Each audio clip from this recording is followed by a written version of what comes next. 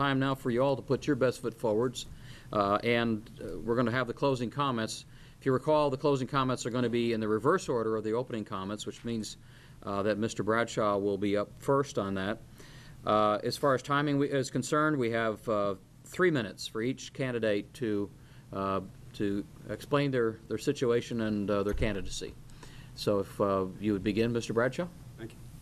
I would like to thank West Wilson, Mt.Juliet Chamber of Commerce, and others that, for providing us this opportunity to participate in this mayoral forum.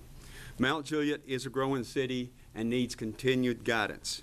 I am currently retired with the state of Tennessee with 25 years service in areas of supervision with departments of education, corrections, and mental health. I have served as Mt.Juliet Vice Mayor, Board of Civil Appeals, Special Events Committee, Short-Term and Long-Term Traffic Relief Committees, Big Brothers of West Wilson County, Teen Driver License Education Committee, and the Senior Center Board of Directors. Some achievements as City Commissioner have been more parks, recreation facilities, more improvements to existing parks, improved and new roads and sewer infrastructure, more jobs and convenience in shopping. I have demonstrated physical responsibility and accountability. I have been instrumental in Mt.Juliet's Farmers Market, which has served the people, this week being 8 weeks. The market is currently open on Saturdays from 8 a.m. to closing.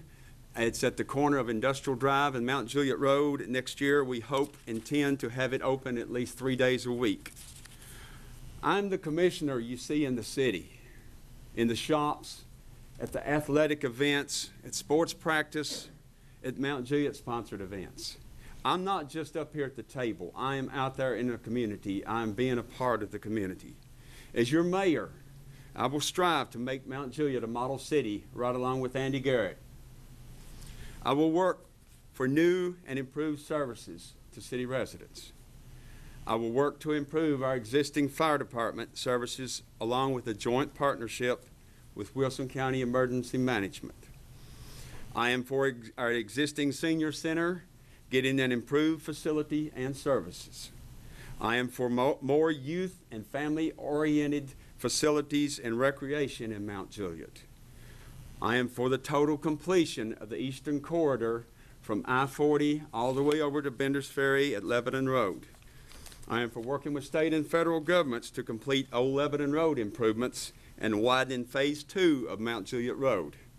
I will keep the city's endeavor to complete the I-40 Central Pike Western Interchange. I take pride in Mt.Juliet. It is home. I will continue to be fair, honest, and dependable, and with your concerns in mind. And I will continue my low tax heritage and no to a city property tax. I will listen to you. Please give me your vote for mayor, Jim Bradshaw. For experience, you hold the key. Thank you. Okay, thank you, Jim. Thank you. Ms. Elam. Thank you very much, Mr. Rabideau. I appreciate you being here and taking your time to moderate tonight. Mr. Davis, you've done a fine job as timekeeper, so thank you, and to others that were involved in putting this together. You know, it's been my honor to serve as the mayor for the past 4 years of Mt.Juliet. You just have to look around to see how much progress that we have made in those 4 short years. Not the least of which is the Beckwith Road I-40 interchange that was opened about this time last year. And just a couple of weeks ago, we were down cutting a ribbon at the Mt.Juliet Road and I-40 interchange.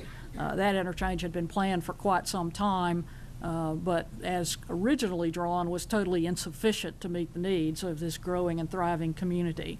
So we worked with TDOT and the Federal Highway Administration and others to increase the number of lanes on the exit ramps, the entrance ramps, added the slip ramp that was previously referred to, and I think that will be a long-term benefit for our community, allows those local residents to get home without going through the shopping center intersection, and we've done all that while maintaining a balanced budget. Every year we plan for at least $1 million, sometimes more than $1 million, to be left in the general fund, and we have such great staff with the city that, by golly, they turn back every year more than what we had asked to make sure stayed protected. They run their departments wisely, They squeeze pennies and dimes and dollars just as good as the commission does, and I'm very proud of them for that. A lot of the issues we've talked about tonight could be viewed as problems, but I tell you, they are good problems to have.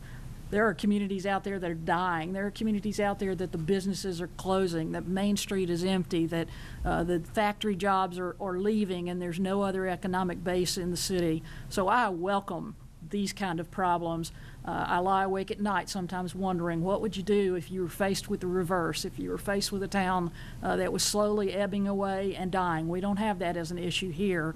It's because of the hard work of the mayor, the commissioners, the staff, the city manager. It's a concerted effort with the Chamber of Commerce, with the JCDB, and with the county and our other city governments around here. It doesn't come easy, but I'll deal with those issues every day as opposed to what the alternative might be. We have accomplished so much in these short years. I do have the relevant experience and education and professional background to be the ideal person to deal with developers and bankers and construction companies that are coming in and need to get issues resolved here. It has been my privilege to serve as mayor. I would love the opportunity to see to completion some of the projects that we now have in process, and I thank everyone for their vote. Thank you. Okay, thank you.